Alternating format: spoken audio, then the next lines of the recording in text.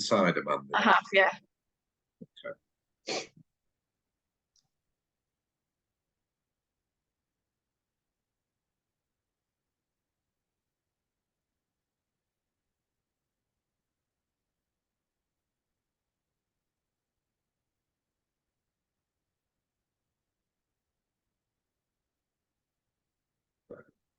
Okay, about 3 minutes to go.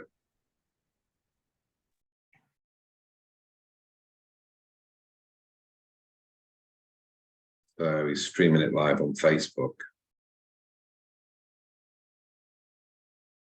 Yeah, it's on Facebook as well. Okay. Just gonna share the slides for the introduction. Yeah, put those on. Yeah, so it's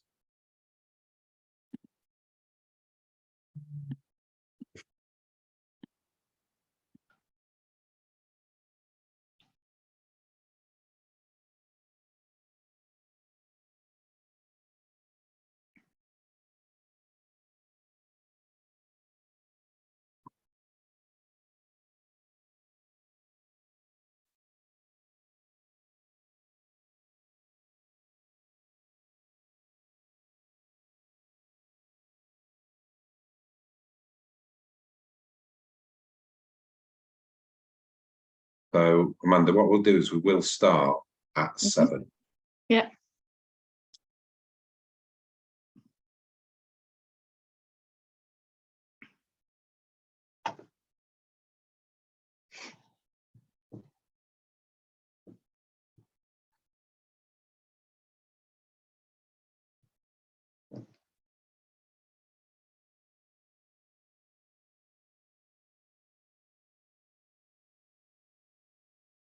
So it might be, Amanda, worth putting your video off and on mute. Okay.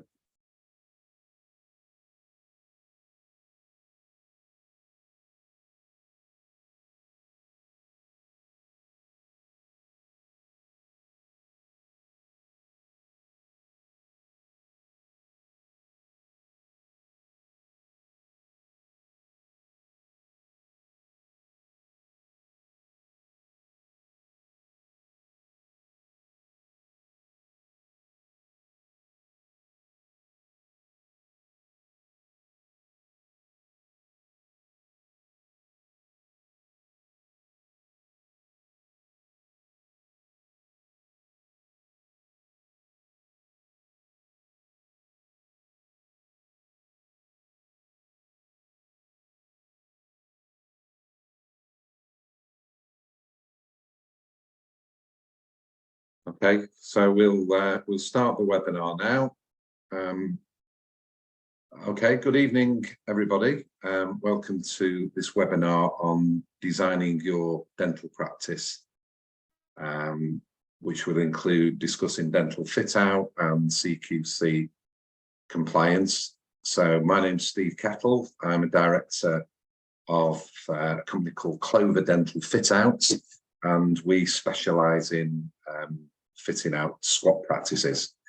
And joining me today is Amanda Hudson from AH Compliance, who will be talking a little bit around CQC compliance. So everybody welcome, and let's move on with the webinar. Okay, so first slide, please.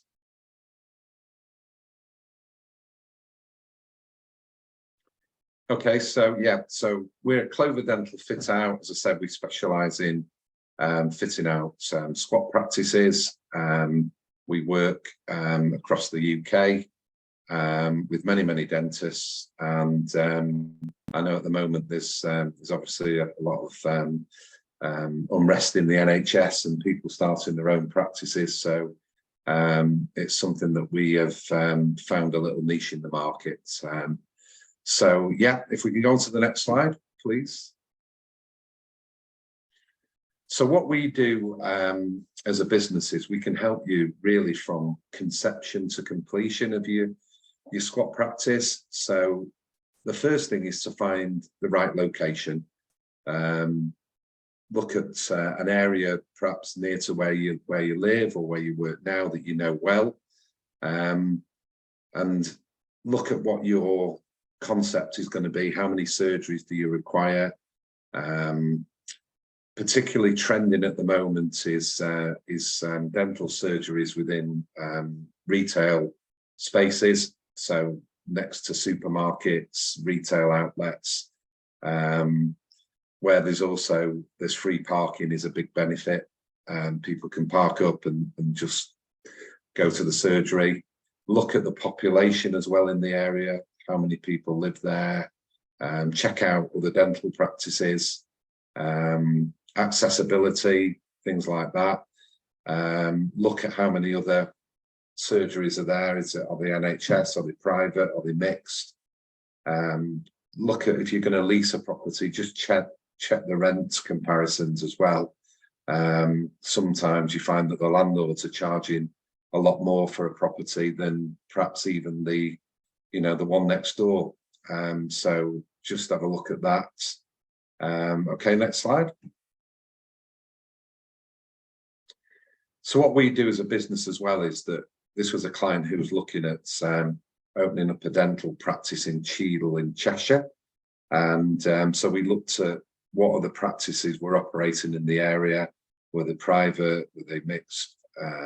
NHS? We did some analysis on the prices they were charging. Were they accepting new patients? And just really looking at what the competition is in that area. So before you make that quantum leap into an area, you know exactly what you're up against in terms of competitors. Okay, next slide. So if you're going to lease the property, obviously there's either lease or freehold. Freehold is you buy it, but the majority of dentists go for leasehold. Things to look out for is that the longer the lease that you sign up for, the more negotiation leverage you have. So for instance, if you are signing up for say 10 years or 15 years, then we can look at negotiating a rent-free period for say 6 to 12 months. This gives you time for doing your fit out work and getting your CQC approval, etc.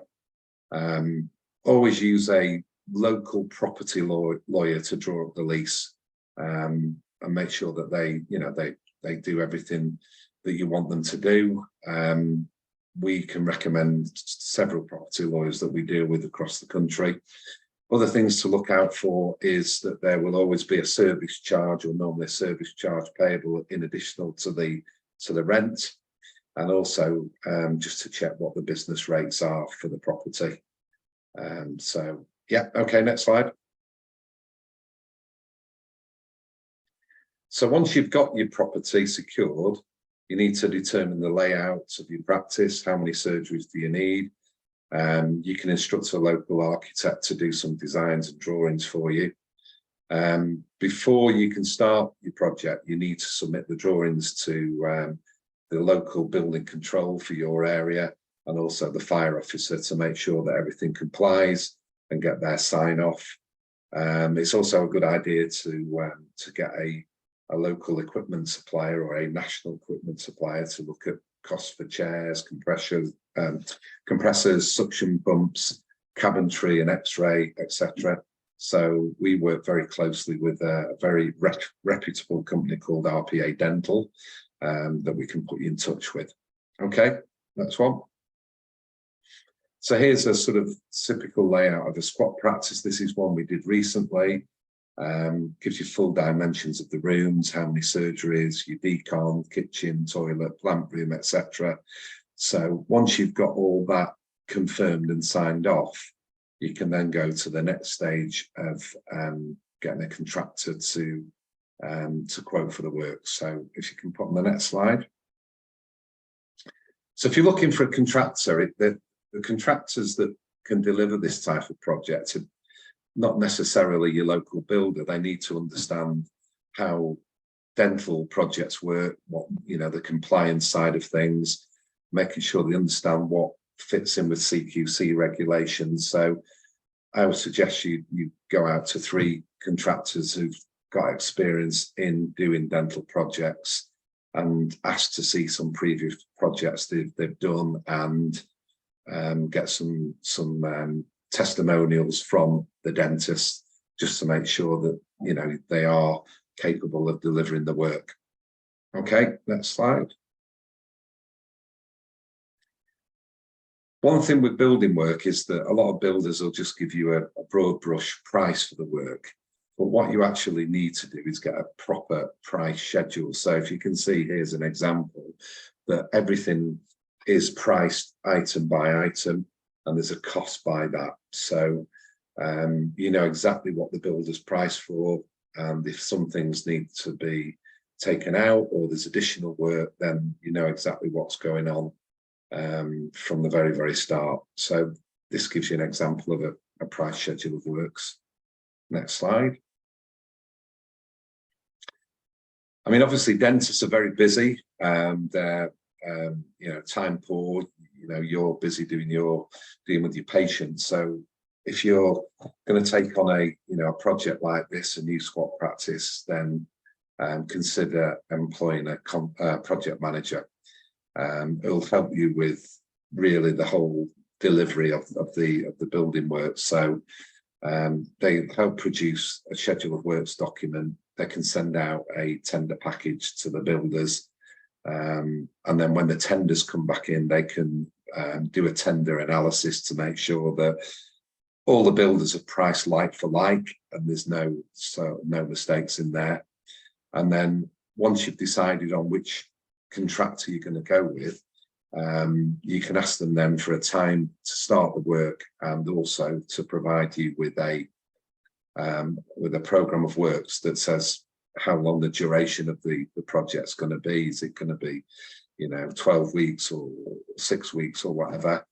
The project manager will also do weekly meetings on site with the contractor, go around and measure up the work that's been completed, and then we can then look at putting in valuations and payments to them against the work completed. So what you don't want to do is pay the builder more money than they've actually work completed, and then if it goes wrong, you're in a negative position.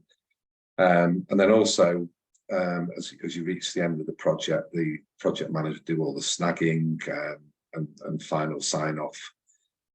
Also, the project manager can work with your dental equipment supplier, which is integral to a seamless delivery of the project, making sure that all the piping, etc., in the right place for the chairs, for the suction pumps, for the compressor, so that when they come to put that in, it all fits in the right places. Okay, so next slide.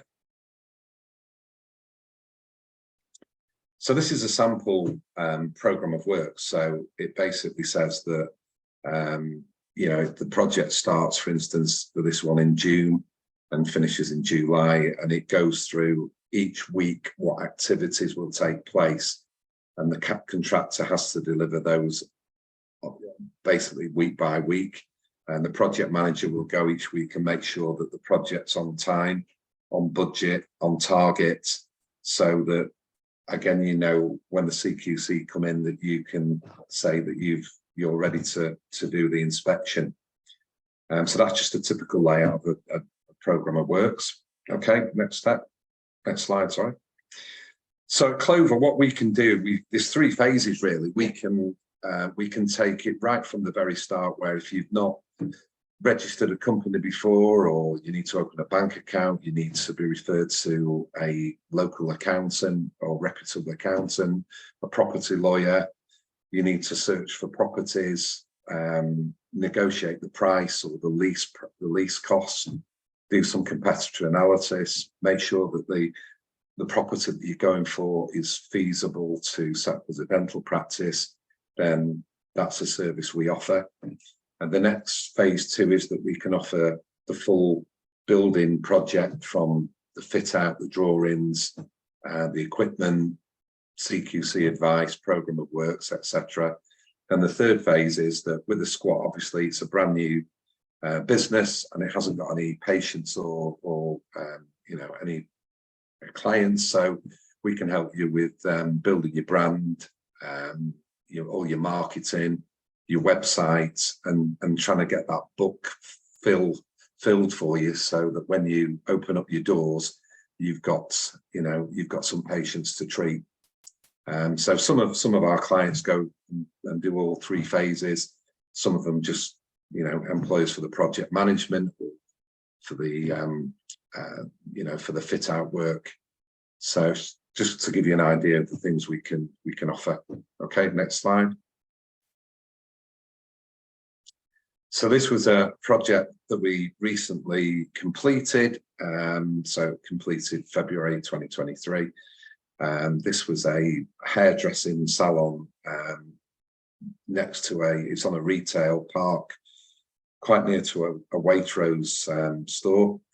So you can see here, sort of phase 1 is the existing, and then here is phase 2. You can see the Waitrose store there, and then the construction, then the building construction work taking place. And then if we go to the final phase, just to give you a taste of this, was, we dealt with all the signage in the window and some signage, and new chairs. This particular squat, at the moment, it's just working off 1 surgery, but all the services are in for the other 2 surgeries. So it's a 3 surgery squat, and at the moment they're building up their patients, their patient book, to hopefully now within the next couple of months they'll open up surgery 2, and then probably 12 months after opening they'll open up surgery 3. So yeah, next slide. Okay, so thanks for listening to my presentation. I would now like to introduce Amanda Hudson, who will talk you through CQC. Okay, Amanda, welcome. Hi, Steve. Thanks for the introduction. So my name's Amanda Hudson, as Steve's just said, and I've got quite a lot of experience setting up squat dental practices. So I'm hoping that Cesar's going to now put my slides up. Okay, thanks, Cesar. So the big question is, when you come to submit your CQC application, when is the best time to do that? So from my experience, if you just want to move on to the next slide, Cesar, we would suggest that, given the fact that it's now taking about 14 to 16 weeks for the CQC to be able to allocate you an inspector, I would say that once you've had your building work and everything signed off as far as the plan's concerned, is to go ahead and put in your application. So from a CQC point of view, what they will be requiring is your EDBS, making sure that you've got that in place and it's no older than 12 months. It needs to be working with children and adults. You'll have to put a statement of purpose together for the practice, decide on who's going to be the registered manager. I would suggest that that is the person who owns the practice or is the principal dentist, because then in the long term you don't have the problem where staff move around or move on and you have to reapply as far as a registered manager is concerned. And then there are a lot of other supporting documents that need to be submitted.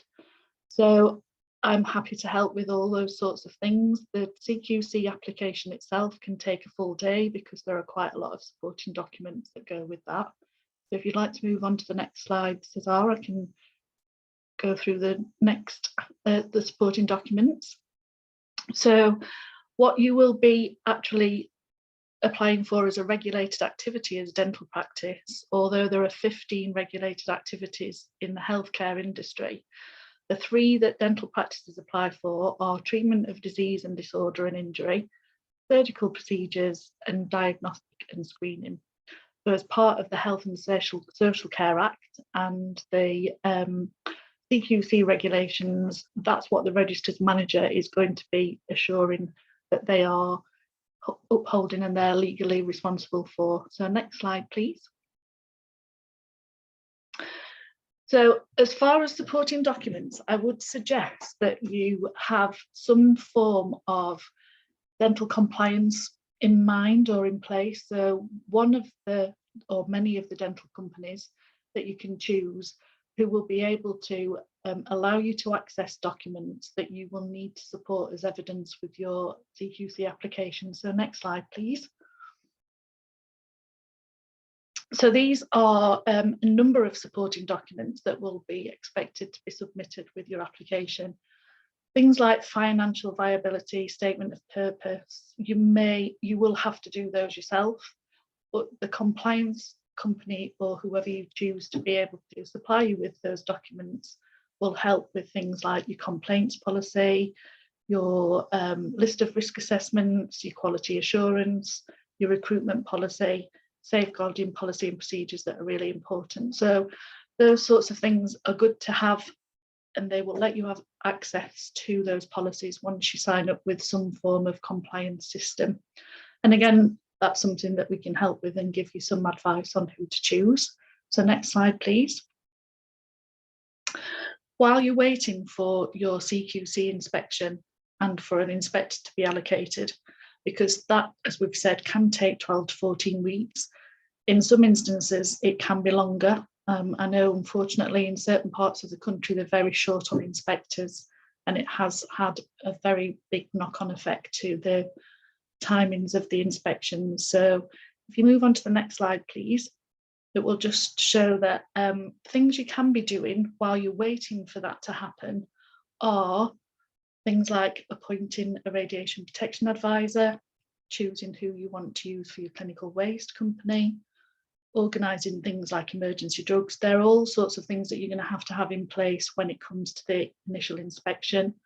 Put adverts out for your team, because recruitment at the moment is really, really difficult. We all know dentistry is taking a big knock since COVID. So getting the right team in place and interviewing staff. And then also there's training that's required when it comes to being a registered manager and applying with the CQC. So if you move on to the next slide, we'll just go through some of the required training that's involved. So a lot of dental practices and a lot of dentists will already have these sorts of training DPD certificates available. So the main things that the CQC inspectors will be looking for to show that you're a fit and proper person will be safeguarding, medical emergencies. Fire safety is a very big thing at the moment as far as the CQC are concerned, but there are other areas such as complaints, consent, infection control, you can see from the list. But we can help you and make sure that you've got that list available and you've got the certificates to be able to prove that you've got the training and the CPD around that. So next slide, please. So preparing to have a registered manager interview. Again, while you're waiting for all of the work to be done in the practice, such as the building work and the equipment to be fitted and the sign off of all the right fire regulations and the building purpose. If you move on to the next slide, I'll show you some of the things that the CQC will be looking for. So from a registered manager point of view, the next slide will show you that the regulations that the CQC are looking for. Next slide, please. I think we're stuck. So the regulations are the ones that you work into are the Health and Social Care Act 2008 and the regulations or Fundamental Standard 2014. None of the inspectors expect you to know these off by heart, but these are the regulations that they're looking for, and you do them on a daily basis when you're working with patients. It's just putting them into practice when the questions are asked. So if you just move on to the next slide, the thing that you may know more than anything is the 5 key lines of inquiry. So I like to abbreviate them as SCREW, hence the image. So it's safe, caring, responsive, effective, and well-led. And these are the 5 areas that they're going to be looking for when it comes to the interview process. So if we just move on to the next slide, I'm not going to go through all of these, but there are safe elements, so you can see, and we can share the slides with you so that you've got the basis for the big questions. And we can also share information around questions and answers. We can do, I can do mock interviews with people so that they can get through the inspection. as recently as 5:30 this afternoon, we've just had a couple of guys in the Manchester area who've gone through their CQC inspection, and well done to them. They've passed, and hopefully will be seeing patients shortly. So they're safe. If you want to move on to the next slide, we've got the caring. So you're looking at equality and diversity, making sure that we've got treatment plans in place. We've got emergency appointments allocated into diaries. And next slide we move on to will be the responsive slide, where you've got, again, treatments, options, how to access out of hours care for patients, complaints, duty of candour. And then if you move on to the next slide, I'm not going to go through them in detail because, again, effective, and the next slide again will take us through to the well-led. So if you do need any help in that respect with inspections or dummy interview questions, that's something that we've got the ability to be able to help you with. And if you want to move on to the next slide, what I want to talk to you about at the moment is when you've gone through all that process with setting up the practice, there are things that the CQC are really focused on at the moment. So they are looking at doing interviews via either Teams, which is quite frequent at the moment because it means they can pick up quite a few interviews in one day rather than just being in the practice. So face-to-face ones do happen, but recently the practices that I've been looking at are all doing on Teams interviews. Fire safety is a very, very big focus. So making sure that your team, yourself and the practice are safe in that aspect. Radiation protection. So when it comes to appointing a radiation protection advisor and you've had all the tests done for critical examinations and any actions that would be brought to your attention around those. Fit and proper persons, that is down to the registered manager. So they will want to see information about yourself, your qualifications, making sure that you know how to uphold the Health and Social Care Act 2008 within your practice and also CQC regulations. There's risk assessments that also will need to be in place prior to the inspection. So if there's any actions that come from the risk assessment, they will want to see that those actions have been done or taken place to the best of your ability. So when it does come to the interview, don't panic. The CQC, and I used to work with the CQC or for the CQC, they're only human. So if you find that you're struggling with the questions that the inspectors are asking, please don't worry about it. Just ask them to repeat the question or rephrase the question. They are going to see or going to want to see quite a lot of policies, and you will have those available from whomever you're choosing as your compliance company. And again, things need to be on display in practice. That's something that we can give you assistance with. And then once the inspection's taken place, like the fortunate guys this afternoon, they will let you know that there are any actions that need to take place and whether you've passed the inspection or not. And the big $1 million question is how soon and when will I be able to see patients after my interview? So hopefully once everything's been processed and the report's gone in, it's usually about a week to 10 days. So once the interview has taken place, you can then start safely seeing and treating patients, which is what you've wanted to do from the start of the application process and finding the practice that you're wanting to put all your hard work into. So next slide is just to say, if there's any questions or anything that I can help you with, please ask, because that's a quick whirlwind tour of how you apply for the CQC registration and inspections and the interview process itself. So back over to you, Steve, and if there's any questions, I'm happy to answer. Okay, brilliant. Thank you very much, Amanda. So if you've got any questions, if you want to put them in the chat or in the Q&A, and we're happy to answer those. I'll give you a couple of minutes to type them in.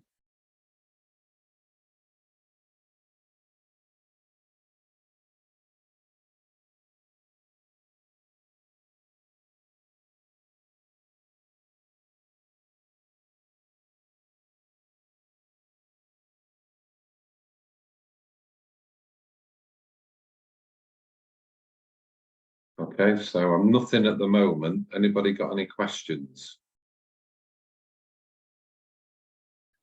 I'll say we'll be happy to send on these slides to you, or the presentation, or the link to the webinar.